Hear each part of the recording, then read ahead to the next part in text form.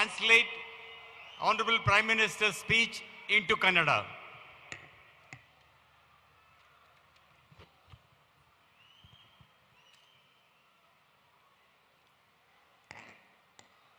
भारत माता की, भारत माता की। कर्नाटकದ ಎಲ್ಲ ಸಹೋದರ ಸಹೋದರಿ ಯಾರಿಗೆ ನನ್ನ ನಮಸ್ಕಾರಗಳು। ताई भुवनेश्वरी को भी मेरा नमस्कार। मैं आदि चुनचुनागिरी और मेलुकोटे के गुरुओं के सामने भी नमन करता हूं, उनके आशीर्वाद की कामना करता हूं।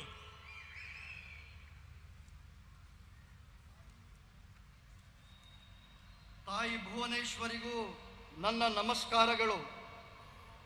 ನಾನು ಆದಿ ಚುಂಚನಗಿರಿ ಹಾಗೂ ಮೇಲುಕೋಟೆಯ ಗುರುಗಳಿಗೂ ನಮನಗಳನ್ನು ಸಲ್ಲಿಸುತ್ತೇನೆ, ಅವರ ಆಶೀರ್ವಾದವನ್ನ ಬೇಡುತ್ತೇನೆ। बीते कुछ समय में मुझे कर्नाटका के अलग अलग क्षेत्रों में जनता जनार्दन के दर्शन का अवसर मिला है। हर जगह कर्नाटका की जनता अभूतपूर्व आशीर्वाद दे रही है और मंड्या के लोगों के तो आशीर्वाद में भी मिठास होती है। सक्करे नगर मधुर मंड्या, मंड्या के इस प्यार से, इस सत्कार से मैं अभिभूत हूं। मैं आप सभी का सर झुका करके वंदन करता हूं। ಕೆಲವು ಸಮಯಗಳಿಂದ ನನಗೆ ಕರ್ನಾಟಕದ ಬೇರೆ ಬೇರೆ ಪ್ರದೇಶದ ಜನಾರ್ದನರ ದರ್ಶನ ಮಾಡುವ ಅವಕಾಶ ಲಭಿಸಿದೆ। ಪ್ರತಿ ಸ್ಥಳದಲ್ಲಿಯೂ ಕರ್ನಾಟಕದ ಜನತೆಯ ಅಭೂತಪೂರ್ವ ಆಶೀರ್ವಾದವನ್ನ ನೀಡಿದ್ದಾರೆ। ಅದರಲ್ಲಿಯೂ ಮಂಡ್ಯದ ಜನರ ಆಶೀರ್ವಾದದ ಸವಿ ಮತ್ತು ಮಾಧುರ್ಯದಿಂದ ಕೂಡಿದೆ। ಸಕ್ಕರೆಯ ನಗರ ಮಧುರ ಮಂಡ್ಯದ ಈ ಪ್ರೀತಿಯ ಈ ಸತ್ಕಾರದಲ್ಲಿ ನಾನು ಮಿಂದು ಪುನೀತನಾಗಿದ್ದೇನೆ। ನಿಮಗೆಲ್ಲರಿಗೂ ನಾನು ಶಿರಬಾಗಿ ನಮಸ್ಕಾರವನ್ನ ಹೇಳ್ತೇನೆ। डबल इंजन सरकार का ये निरंतर प्रयास है कि आपके इस प्यार के, आपका जो ऋण है उसको हम ब्याज सहित चुकाएं, तेज विकास करके चुकाएं। अभी हजारों करोड़ रुपए के जिन इंफ्रास्ट्रक्चर प्रोजेक्ट का शिलान्यास और लोकार्पण यहां हुआ है, ये इसी प्रयास का हिस्सा है। ಡಬಲ್ ಇಂಜಿನ್ ಸರ್ಕಾರದ ನಿರಂತರ ಪ್ರಯತ್ನ ತಮ್ಮ ಈ ಪ್ರೀತಿಯ ಋಣವನ್ನ ಬಡ್ಡಿ ಸಹಿತವಾಗಿ ಹಿಂದಿರುಗಿಸುವಂತದ್ದಾಗಿದೆ। ಈ ವೇಗದ ಅಭಿವೃದ್ಧಿ ಮಾಡಿ ಇದನ್ನ ತೀರಿಸುತ್ತೇವೆ। ಈಗ ತಾನೇ ಸಾವಿರಾರು ಕೋಟಿ ರೂಪಾಯಿಗಳ ಮೂಲಭೂತ ಸೌಕರ್ಯಗಳ ಯೋಜನೆಯ ಶಿಲಾನ್ಯಾಸ ಮತ್ತು ಲೋಕಾರ್ಪಣೆ ಆಗಿದೆ। ಇದು ಇದೇ ಪ್ರಯತ್ನದ ಭಾಗವಾಗಿದೆ। बीते कई दिनों से देश में बेंगलुरु मैसूरू एक्सप्रेसवे की बहुत चर्चा है। सोशल मीडिया पर एक्सप्रेसवे से जुड़ी तस्वीरें वायरल हो रही है। हर देशवासी की, हमारे युवाओं की ये इच्छा रही है कि ऐसे शानदार आधुनिक एक्सप्रेसवे भारत में हर जगह बने। आज वो बेंगलुरु मैसूरू एक्सप्रेसवे को देखकर हमारे देश के युवा गर्व से भरे हुए हैं। इस एक्सप्रेसवे से मैसूरू और बेंगलुरु के बीच का समय अब आधे से भी कम रह गया है। ಕೆಲವು ದಿನಗಳಿಂದ ದೇಶದಲ್ಲಿ ಬೆಂಗಳೂರು ಮೈಸೂರು ಎಕ್ಸ್‌ಪ್ರೆಸ್ ವೇಯ ಬಗ್ಗೆ ಚರ್ಚೆ ನಡೆಯುತ್ತಿದೆ. ಸಾಮಾಜಿಕ ಮಾಧ್ಯಮಗಳಲ್ಲಿ ಎಕ್ಸ್‌ಪ್ರೆಸ್ ವೇಗೆ ಸಂಬಂಧಪಟ್ಟ ಚಿತ್ರಗಳು ವೈರಲ್ ಆಗಿವೆ. ಪ್ರತಿ ಭಾರತೀಯನಿಗೂ ಈ ದೇಶದ ಪ್ರತಿ ಯುವಕನಿಗೂ ಒಂದು ಇಚ್ಛೆ ಇತ್ತು. ಈ ದೇಶದ ರಸ್ತೆಗಳು ಅಭೂತಪೂರ್ವವಾಗಿ ಆಧುನಿಕವಾಗಿ ಆಗಬೇಕು. ಇವತ್ತು ಬೆಂಗಳೂರು ಮೈಸೂರಿನ ಈ ಹೆದ್ದಾರಿಯನ್ನ ನೋಡುವಾಗ ಆ ಯುವಕರ ಮನದಲ್ಲಿ ಹೆಮ್ಮೆ ಗರ್ವ ಮೂಡಿ ಬಂದಿದೆ. ಮತ್ತು ಈ ಕಾರಣಕ್ಕೆ ಮೈಸೂರು ಮತ್ತು ಬೆಂಗಳೂರಿನ ಮಧ್ಯದ ಪ್ರಯಾಣದ ಸಮಯ ಅರ್ಧಕ್ಕಿಂತಲೂ ಕಡಿಮೆಯಾಗಿದೆ. आज मैसूरू कुशलनगर 4 लेन का भी शिलान्यास हुआ है।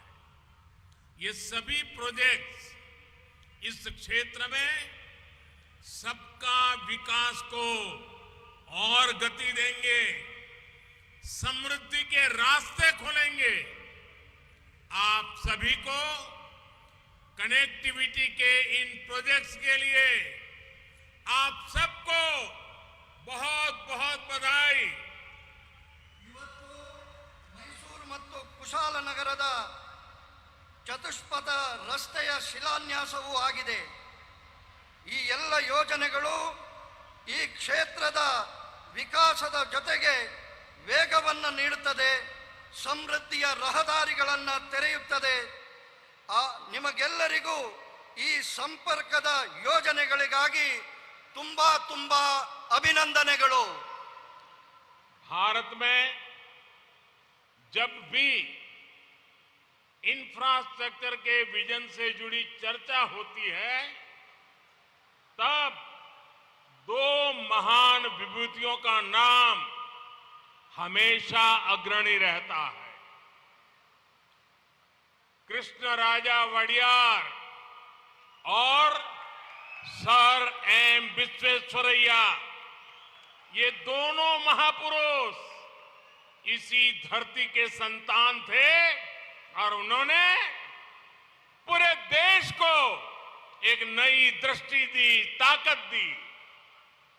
इन महान विभूतियों ने आपदा को अवसर में बदला, इंफ्रास्ट्रक्चर का महत्व समझा और ये आज की पीढ़ियों का सौभाग्य है। पूर्वजों की तपस्या का उन्हें आज लाभ मिल रहा है। ಭಾರತದಲ್ಲಿ ಯಾವಾಗ ಎಲ್ಲ ಮೂಲಭೂತ ಸೌಕರ್ಯಗಳ ದೂರದರ್ಶಿತ್ವದ ಜೊತೆಗಿನ ಚರ್ಚೆ ಆಗುತ್ತದೆ ಆವಾಗ ಎಲ್ಲ ಇಬ್ಬರು ಮಹಾನ್ ವಿಭೂತಿ ಪುರುಷರ ಹೆಸರು ಅಗ್ರಣಿಯಲ್ಲಿ ಬಂದು ನಿಲ್ತದೆ. ಕೃಷ್ಣರಾಜ ಒಡೆಯರ್ ಮತ್ತು ಸರ್ ಎಂ ವಿಶ್ವೇಶ್ವರಯ್ಯನವರು.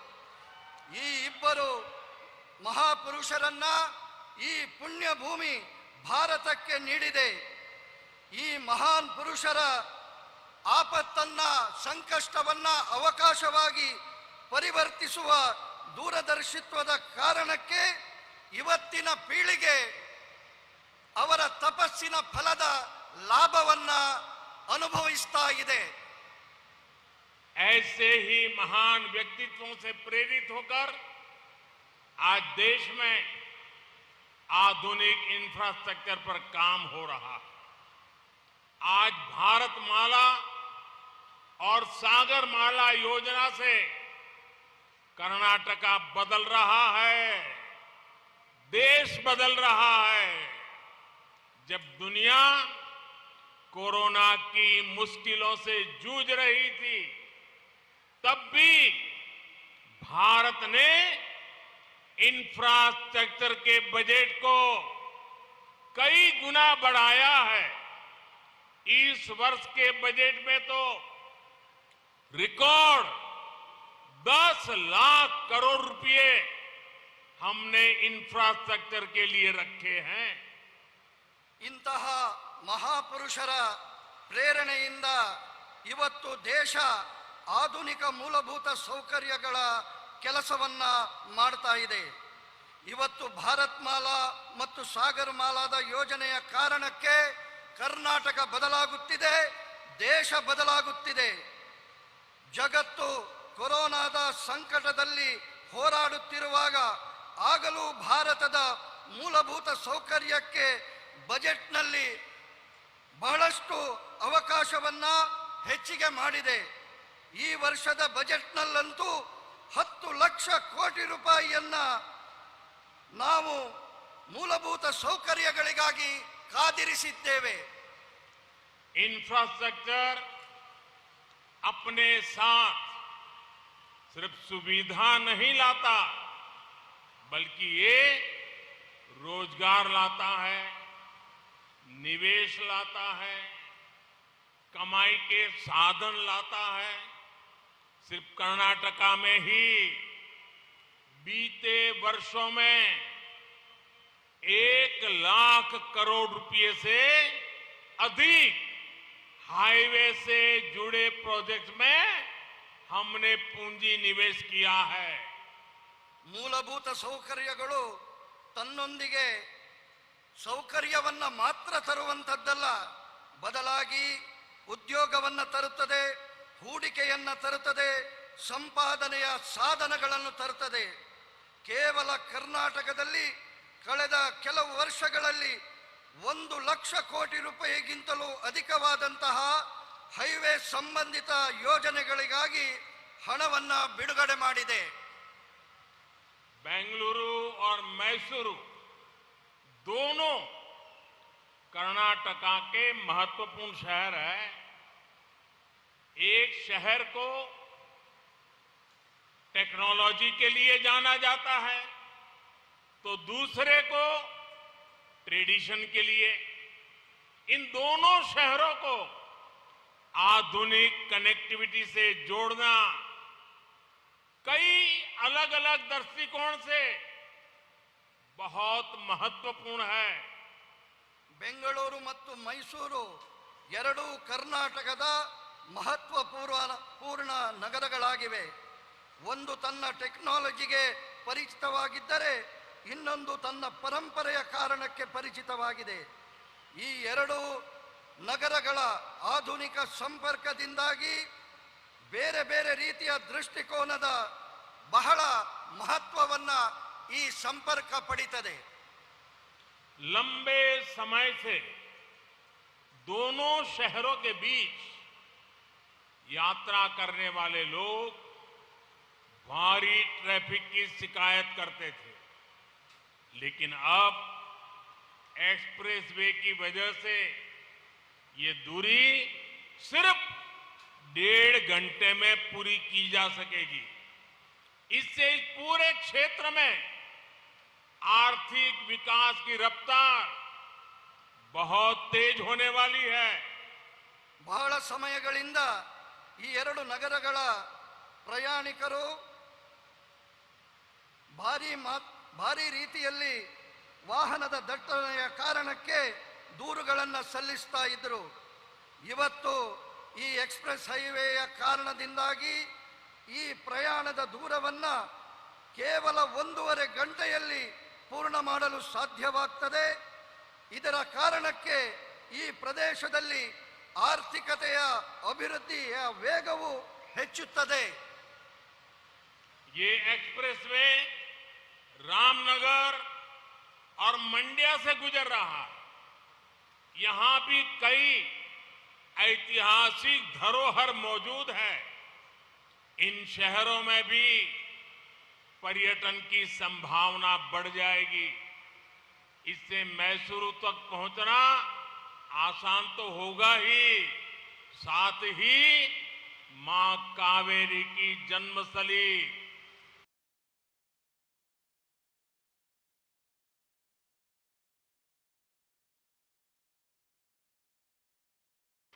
की बरसात में लैंडस्लाइड के कारण वेस्टर्न घाट में बेंगलुरु मंगलुरु का रास्ता अक्सर बंद हो जाता है। इससे इस क्षेत्र की पोर्ट कनेक्टिविटी प्रभावित होती है।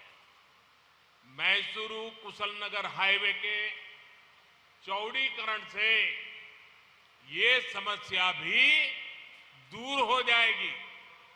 अच्छी कनेक्टिविटी के चलते इस क्षेत्र में इंडस्ट्री का भी विस्तार बहुत तेजी से होगा। ನಾವು ನೋಡುತ್ತೇವೆ, ಮಳೆಗಾಲದ ಕಾಲದಲ್ಲಿ ಪಶ್ಚಿಮ ಘಟ್ಟಗಳಲ್ಲಿ ಭೂಕುಸಿತದ ಕಾರಣಕ್ಕೆ ಬೆಂಗಳೂರು ಮಂಗಳೂರು ರಸ್ತೆ ಆಗಾಗ ಬಂದ್ ಆಗ್ತದೆ. ಈ ಕ್ಷೇತ್ರದಲ್ಲಿ ಬಂದರಿನ ಜೊತೆಗಿನ ಸಂಪರ್ಕ ಈ ಕಾರಣಕ್ಕೆ ಪ್ರಭಾವಕ್ಕೆ ಒಳಗಾಗ್ತದೆ. ಮೈಸೂರು ಕುಶಾಲನಗರದ ಹೈವೇಯ ಅಗಲೀಕರಣ ಈ ಸಮಸ್ಯೆಯನ್ನ ದೂರ ಮಾಡುತ್ತದೆ. ಒಳ್ಳೆಯ ಸಂಪರ್ಕದ ಕಾರಣಕ್ಕೆ ಈ ಪ್ರದೇಶದಲ್ಲಿ ಕೈಗಾರಿಕೆಯ ವಿಸ್ತಾರವು ಬಹಳ ವೇಗವನ್ನ ಪಡೆಯುತ್ತದೆ. साल 2014 से पहले कांग्रेस की जो सरकार केंद्र में थी और मिलीजुली सरकार थी, भांति भांति लोगों के समर्थन से चल रही थी, उसने गरीब आदमी को, गरीब परिवारों को तबाह करने में कोई कसर बाकी नहीं छोड़ी थी। जो पैसा गरीब के विकास के लिए था, उसका हजारों करोड़ रुपए कांग्रेस की सरकार ने लूट लिया था। कांग्रेस को कभी गरीब के दुख दर्द से कोई फर्क नहीं पड़ा है। 2014ರ ಮೊದಲಿನ ಕೇಂದ್ರದ ಕಾಂಗ್ರೆಸ್ ಸರ್ಕಾರಗಳು ಬಡವರ ಬಗ್ಗೆ ಯಾವುದೇ ರೀತಿಯಲ್ಲಿಯೂ ಸಂವೇದನೆಯನ್ನ ತೋರಿಸಲಿಲ್ಲ. ಬಡವರ ದುಃಖ ನೋವುಗಳ ಪರಿಚಯ ಅವರಿಗೆ ಇರಲಿಲ್ಲ. ಕೇಂದ್ರದ ವಿಕಾಸಕ್ಕಾಗಿ ಬಡವರಿಗೋಸ್ಕರ ಕೊಟ್ಟಂತಹ ಸಾವಿರಾರು ಕೋಟಿ ರೂಪಾಯಿಯನ್ನ ಕಾಂಗ್ರೆಸ್ಸಿನ ಸರ್ಕಾರಗಳು ಲೂಟಿ ಮಾಡಿದವು. 2014 में जब आपने मुझे वोट देकर के सेवा का मौका दिया, तो देश में गरीब की सरकार बनी, गरीब का दुख दर्द समझने वाली संवेदनशील सरकार बनी। इसके बाद भाजपा की केंद्र सरकार ने पूरी ईमानदारी से गरीब की सेवा करने का प्रयास किया, गरीब के जीवन से मुश्किल कम करने का लगातार प्रयास किया। 2014ರಲ್ಲಿ ನೀವು ಮತವನ್ನ ನೀಡುವುದರ ಮೂಲಕ ನನಗೆ ನಿಮ್ಮೆಲ್ಲರ ಸೇವೆ ಮಾಡುವ ಅವಕಾಶವನ್ನ ಕಲ್ಪಿಸಿಕೊಟ್ರಿ. ಆಗ ದೇಶದಲ್ಲಿ ನಿಜವಾದ ಬಡವರ ಪರವಾದಂತಹ ಸರ್ಕಾರ ಅಸ್ತಿತ್ವಕ್ಕೆ ಬಂತು. ಬಡವರ ದುಃಖ ನೋವುಗಳನ್ನು ಅರ್ಥ ಮಾಡಿಕೊಳ್ಳುವ ಸಂವೇದನಾಶೀಲ ಸರ್ಕಾರ ಬಂತು. ಇದರ ನಂತರ ಬಿಜೆಪಿಯ ಕೇಂದ್ರ ಸರ್ಕಾರ ಪೂರ್ಣ ಪ್ರಾಮಾಣಿಕತೆಯ ಜೊತೆಗೆ ಬಡವರ ಸೇವೆಯನ್ನ ಮಾಡುವ ಪ್ರಯತ್ನ ಮಾಡ್ತಾ ಇದೆ. ಬಡವರ ಜೀವನದ ಕಷ್ಟಗಳನ್ನು ದೂರ ಮಾಡುವಂತಹ ಪ್ರಯತ್ನ ಮಾಡ್ತಾ ಇದೆ. गरीब के पास पक्का घर हो, गरीब के घर में नल से जल आए, उज्ज्वला का गैस कनेक्शन हो, बिजली कनेक्शन हो, गांव तक सड़कें बने, अस्पताल बने, इलाज की चिंता कम हो, इसे भाजपा की सरकार ने सर्वोच्च प्राथमिकता दी है। ಗರೀಬ್ ಬಡವನಿಗೆ ಸ್ವಂತ ಮನೆ ಇರಬೇಕು, ಮನೆಗೆ ನಲ್ಲಿ ನೀರಿನ ಸಂಪರ್ಕ ಇರಬೇಕು, ಅವನ ಬಳಿ ಉಜ್ವಲಾದ ಗ್ಯಾಸ್ ಕನೆಕ್ಷನ್ ಬೇಕು, ವಿದ್ಯುತ್ತಿನ ಕನೆಕ್ಷನ್ ಬೇಕು, ಗ್ರಾಮೀಣ ಪ್ರದೇಶಗಳಿಗೆ ರಸ್ತೆ ಬೇಕು, ಆಸ್ಪತ್ರೆಗಳು ಆಗಬೇಕು, ಅವರ ಚಿಕಿತ್ಸೆಯ ಚಿಂತೆ ದೂರ ಆಗಬೇಕು. ಇದನ್ನ ಬಿಜೆಪಿಯ ಸರ್ಕಾರ ಸರ್ವೋಚ್ಚವಾದಂತಹ ಪ್ರಾಥಮಿಕತೆಯನ್ನ ಆದ್ಯತೆಯನ್ನ ನೀಡಿದೆ. बीते 9 वर्षों में भाजपा सरकार की योजनाओं से करोड़ों गरीबों का जीवन आसान हुआ है। कांग्रेस के समय में गरीब को सुविधाओं के लिए सरकार के पास चक्कर लगाने पड़ते थे। अब भाजपा की सरकार गरीब के पास जाकर उसे सुविधाएं दे रही है। जो लोग अब भी भाजपा सरकार की योजनाओं के लाभ से वंचित है, उन तक भी अभियान चला करके पहुंचा जा रहा है। ಕಳೆದ 9 ವರ್ಷಗಳಲ್ಲಿ ಬಿಜೆಪಿಯ ಸರ್ಕಾರದ ಯೋಜನೆಗಳು ಕೋಟಿ ಕೋಟಿ ಬಡವರ ಜೀವನವನ್ನ ಸುಧಾರಣೆ ಮಾಡಿದೆ.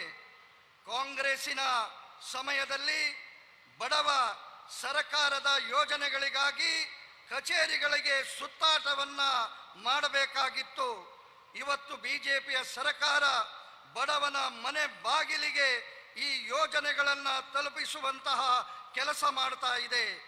ಯಾರಿಗೆ ಬಿಜೆಪಿಯ ಸರ್ಕಾರದ ಯೋಜನೆಗಳ ಲಾಭ ಇನ್ನೂ ಸಿಗಲಿಲ್ಲವೋ ಅವರಿಗೂ ಈ ಅಭಿಯಾನದ ಮೂಲಕ ತಲುಪಿಸಬೇಕಾದಂತಹ ಕೆಲಸ ಮಾಡಬೇಕಾಗಿದೆ.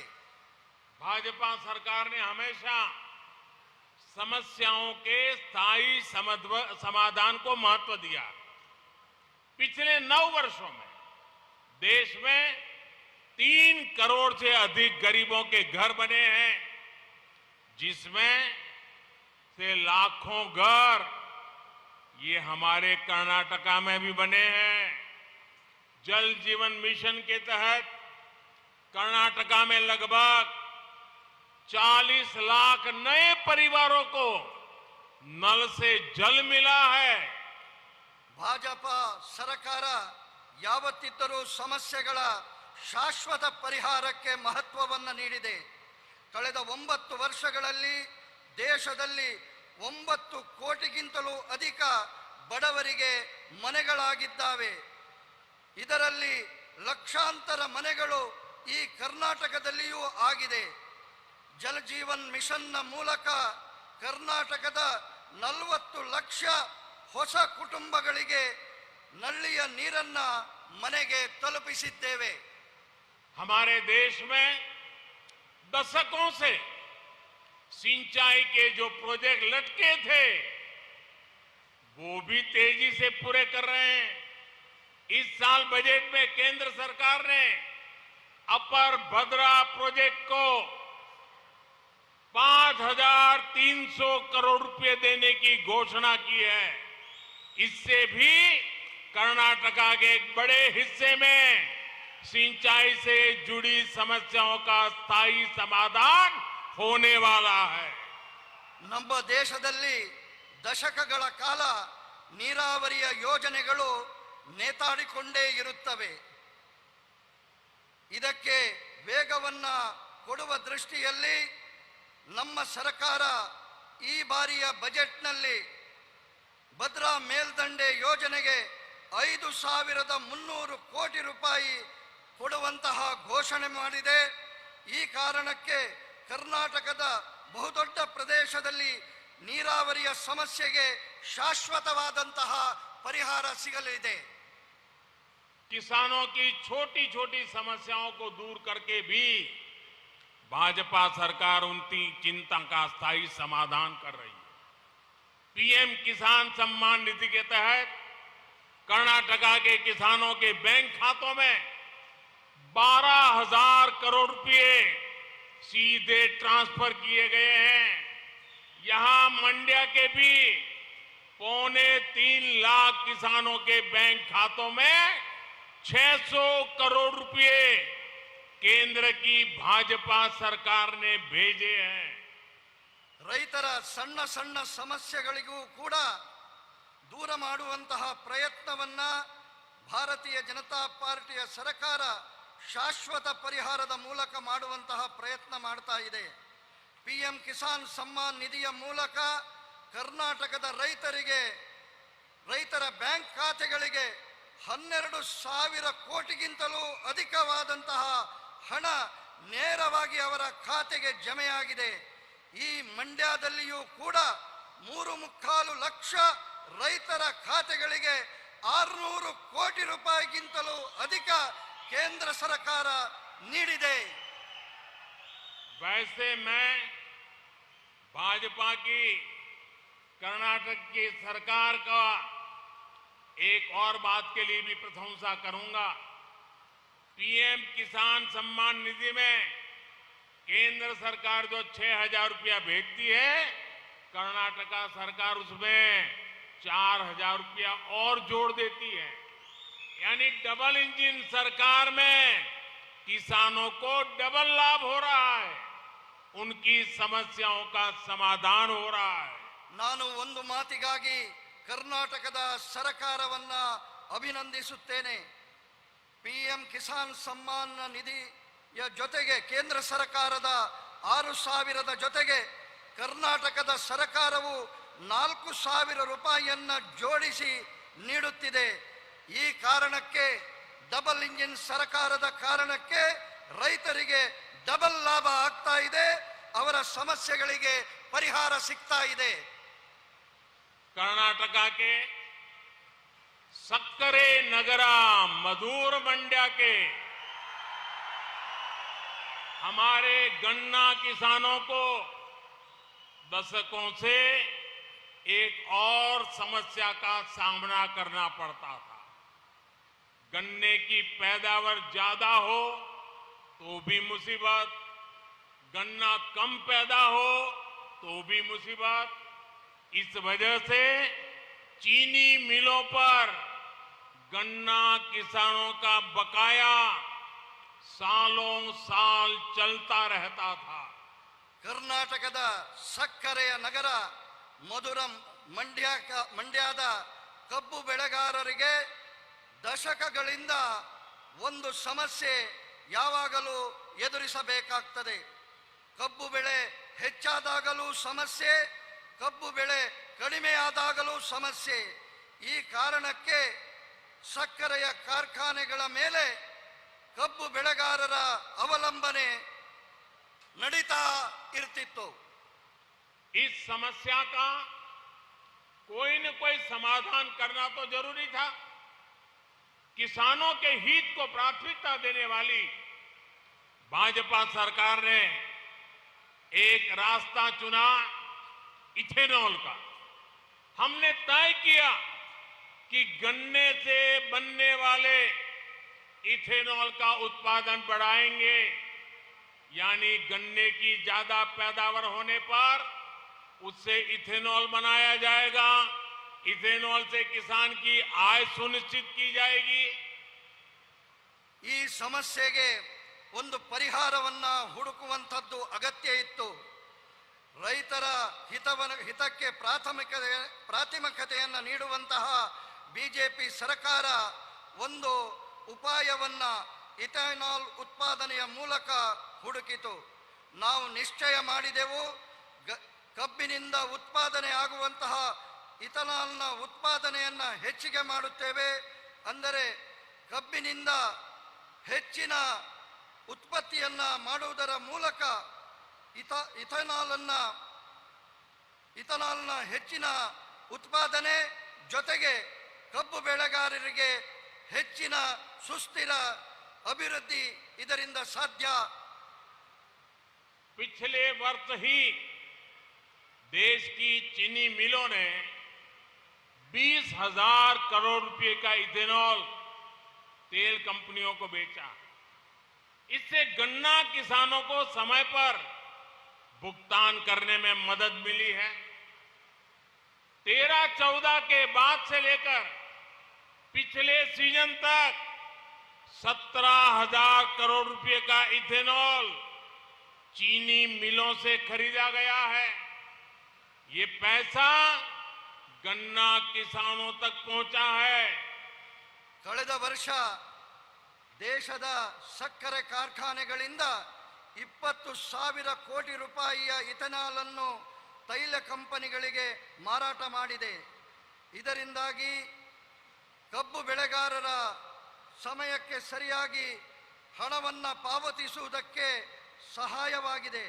2013-14 ನಂತರ ಕಳೆದ ಸೀಸನ್ವರೆಗೂ 70,000 ಕೋಟಿ ರೂಪಾಯಿಯ ಇಥನಾಲ್ ಚೀನಾ ಸಕ್ಕರೆ ಕಾರ್ಖಾನೆಗಳಿಂದ ಕ್ರಯಕ್ಕೆ ತೆಗೆದುಕೊಂಡಿದೆ.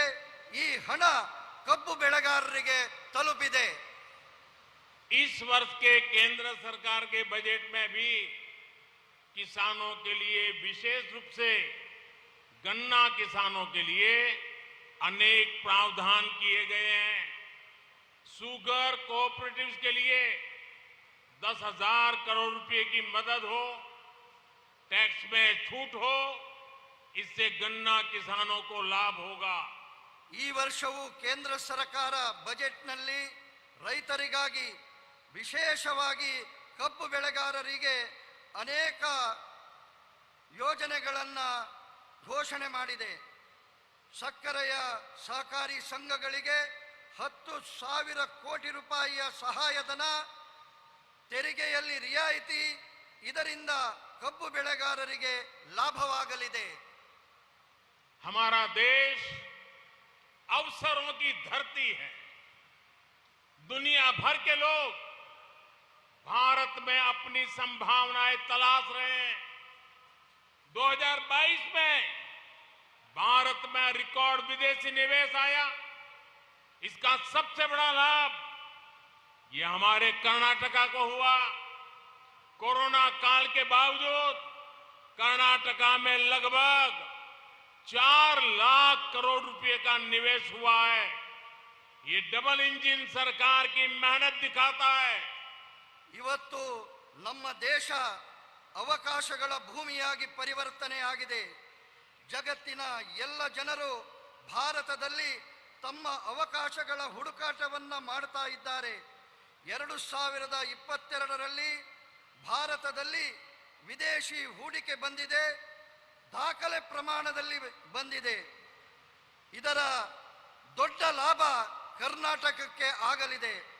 ಕರ್ನಾಟಕ ಕೊರೋನಾ ಕಾಲದ ಹೊರತಾಗಿಯೂ ಕರ್ನಾಟಕದಲ್ಲಿ ಸುಮಾರು 4 ಲಕ್ಷ ಕೋಟಿ ರೂಪಾಯಿಯ ಹೂಡಿಕೆ ಆಗಿದೆ.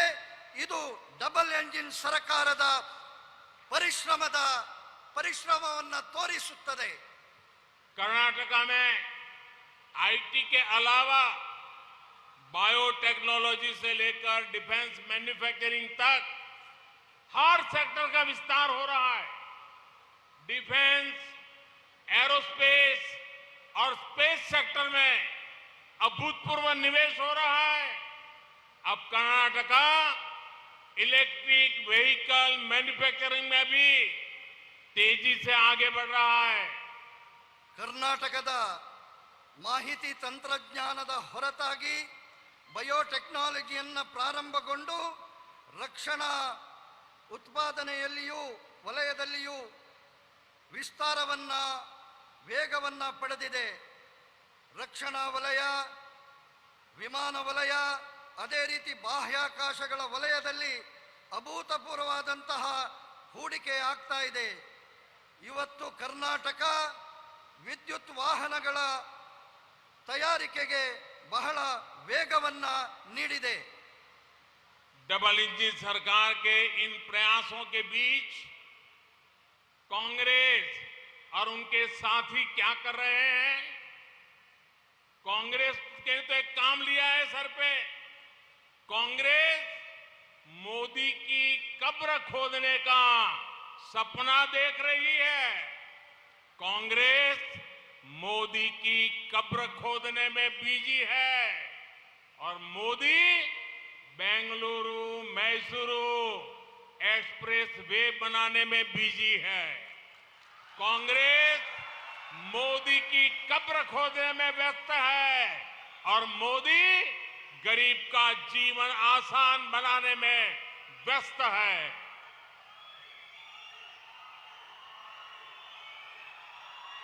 ಡಬಲ್ ಎಂಜಿನ್ ಸರ್ಕಾರ ಈ ಎಲ್ಲ ಪ್ರಯತ್ನಗಳನ್ನ ಮಾಡ್ತಾ ಇದ್ರೆ ಕಾಂಗ್ರೆಸ್ ಏನು ಮಾಡ್ತಾ ಇದೆ? ಕಾಂಗ್ರೆಸ್ ಮೋದಿಯ ಸಮಾಧಿಯನ್ನ ಮಾಡುವಂತಹ ಕನಸನ್ನ ಕಾಣ್ತಾ ಇದೆ. ಕಾಂಗ್ರೆಸ್ ಮೋದಿಯ ಸಮಾಧಿಯನ್ನ ಅಗೆಯುವಂತಹ ಕೆಲಸದಲ್ಲಿ ಬ್ಯುಸಿಯಾಗಿದ್ದರೆ ಮೋದಿ ಬೆಂಗಳೂರು ಮೈಸೂರು ಎಕ್ಸ್ಪ್ರೆಸ್ ಅನ್ನ ಮಾಡುವ ದಿಕ್ಕಿನಲ್ಲಿ ಬ್ಯುಸಿಯಾಗಿದ್ದಾರೆ. ಕಾಂಗ್ರೆಸ್ ಮೋದಿಯ ಸಮಾಧಿಯನ್ನ ಮಾಡುವುದರಲ್ಲಿ ವ್ಯಸ್ತವಾಗಿದ್ದರೆ ಮೋದಿ ಬಡವರ ಜೀವನವನ್ನ ಸುಧಾರಣೆ ಮಾಡುವುದರಲ್ಲಿ ವ್ಯಸ್ತರಾಗಿದ್ದಾರೆ. मोदी की कब्र खोदने का सपना देख रहे कांग्रेसियों को पता नहीं है कि देश की करोड़ों माताओं बहनों बेटियां, देश के लोगों का आशीर्वाद मोदी का सबसे बड़ा सुरक्षा कवच है. ಮೋದಿ ಅವರ ಸಮಾಧಿಯ ಅಗೆಯುವಿಕೆಯ ಕನಸನ್ನ ಕಾಣುವ ಕಾಂಗ್ರೆಸ್ಸಿಗರಿಗೆ ಗೊತ್ತಿಲ್ಲ, ದೇಶದ ತಾಯಂದಿರು, ಸಹೋದರಿಯರು, ಹೆಣ್ಣು ಮಕ್ಕಳು, ಈ ದೇಶದ ಮಹಾಜನತೆಯ ಆಶೀರ್ವಾದ ಮೋದಿಯ ರಕ್ಷಾ ಕವಚವಾಗಿ ನಿಂತಿದೆ. कर्नाटका के तेज विकास के लिए डबल इंजन सरकार जरूरी है. मैं फिर मंड्या की जनता का इस भव्य आयोजन के लिए, भव्य सत्कार के लिए, आपके आशीर्वाद के लिए हृदय से आपका आभार व्यक्त करता हूं. आप सभी को विकास के प्रोजेक्ट के लिए बहुत बहुत बधाई देता हूं. ಕರ್ನಾಟಕದ ಈ ವೇಗದ ವಿಕಾಸಕ್ಕೆ ಡಬಲ್ ಇಂಜಿನ್ ಸರ್ಕಾರದ ಅಗತ್ಯ ಇದೆ. ನಾನು ಮತ್ತೆ ಮಂಡ್ಯದ ಜನತೆಗೆ ಈ ಭವ್ಯ ಕಾರ್ಯಕ್ರಮದ ಆಯೋಜನೆಗೆ ನಿಮ್ಮ ಹೃತ್ಪೂರ್ವಕವಾದಂತಹ ಸ್ವಾಗತಕ್ಕೆ ಹೃದಯಪೂರ್ವಕವಾಗಿ ನಾನು ಪ್ರಣಾಮಗಳನ್ನು ಸಲ್ಲಿಸ್ತೇನೆ. ನಮ್ಮೆಲ್ಲರ ವಿಕಾಸದ ಯೋಜನೆಗಳಿಗೆ ನಿಮಗೆ ಮತ್ತೆ ಮತ್ತೆ ಅಭಿನಂದನೆಗಳನ್ನು ಸಲ್ಲಿಸ್ತೇನೆ. ಧನ್ಯವಾದ. भारत माता की भारत माता की भारत माता की भारत माता की बहुत बहुत धन्यवाद.